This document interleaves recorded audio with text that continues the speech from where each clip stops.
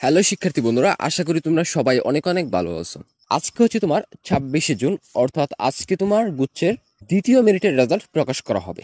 প্রথম মেরিটে যে সকল শিক্ষার্থী চান্স পেয়েছো এবং ভর্তি হয়েছো মাইগ্রেশন অন রেখেছিলে, তাদের বিশ্ববিদ্যালয়ে পরিবর্তন হতে পারে এবং নতুন করে অনেক শিক্ষার্থী কিন্তু দ্বিতীয় মেরিটে চান্স হবে। সো দ্বিতীয় মেরিটের রেজাল্ট তোমরা কিভাবে চেক করবে, তো আজকের ভিডিওতে মূলত তোমাদেরকে সেই বিষয়টা দেখিয়ে দিব। দ্বিতীয় মেরিটের রেজাল্ট চেক করার জন্য প্রথমেই তোমাকে জিএসটির মেইন ওয়েবসাইটে চলে যেতে হবে। ওয়েবসাইট লিংক কমেন্ট বক্সে দেওয়া থাকবে, সেখান থেকে তোমরা রেজাল্ট চেক করতে পারবে। তো ওয়েবসাইটে যাওয়ার পর তোমরা নিচের দিকে দেখতে পারবে যে স্টুডেন্ট লগইন নামের একটা অপশন কিন্তু এখানে রয়েছে।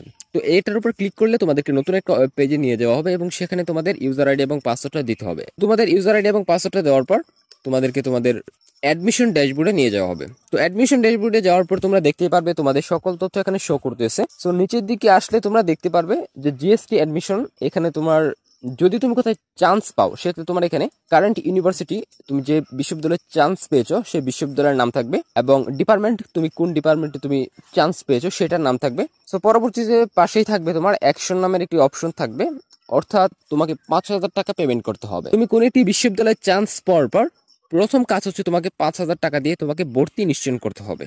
তুমি কোনো বিশ্ববিদ্যালয়ে চান্স পাওয়ার পর যদি ভর্তি নিশ্চয় না করো সেক্ষেত্রে কিন্তু তোমার ভর্তি বাতিল হয়ে যাবে। অর্থাৎ এই শিক্ষা অবশ্যই কিন্তু তুমি আর গুচ্ছের সাথে যুক্ত থাকতে পারবে না, তোমার ভর্তি বাতিল হয়ে যাবে। সেজন্য তোমাকে চান্স পাওয়ার পর প্রথমে তোমাকে 5,000 টাকা দিয়ে ভর্তি নিশ্চয়ন করে ফেলতে হবে।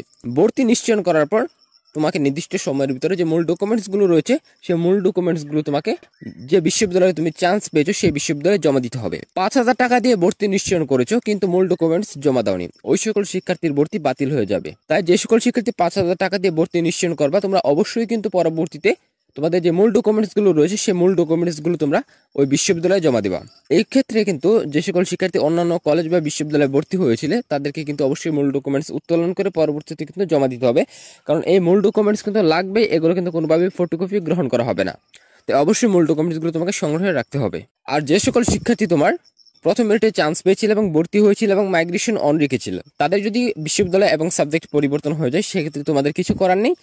যে ডকুমেন্টসগুলো তোমার যে বিশ্ববিদ্যালয়ে তুমি জমা দিয়েছিলে সেই জমাকৃত বিশ্ববিদ্যালয়ে তোমার ডকুমেন্টস থাকবে এবং অন্য বিশ্ববিদ্যালয়ে জমা দেওয়ার কোনো প্রয়োজন নেই। সো শিক্ষার্থী বন্ধুরা, এই ছিল তোমার গুচ্ছের বিশ্ববিদ্যালয়গুলো নিয়ে সর্বশেষ আপডেট। পরবর্তীতে অবশ্যই এই বিষয়ে যদি গুরুত্বপূর্ণ কোনো আপডেট আসে সেক্ষেত্রে অবশ্যই তোমাদেরকে জানিয়ে দেবো। তো ভিডিওটা তোমাদের কাছে কেমন লেগেছে সেটি কমেন্ট করে জানিয়ে যাবে। যদি এই বিষয়টি নিয়ে তোমাদের আরো কিছু জানা থাকে সেক্ষেত্রে অবশ্যই কমেন্ট করবে। সো বন্ধুরা, আজকের মতো এ পর্যন্তই, দেখা হচ্ছে তোমাদের সাথে আগামী নতুন কোনো ভিডিওতে। ততক্ষণ মতো সবাই ভালো থাকো, সুস্থ থাকো।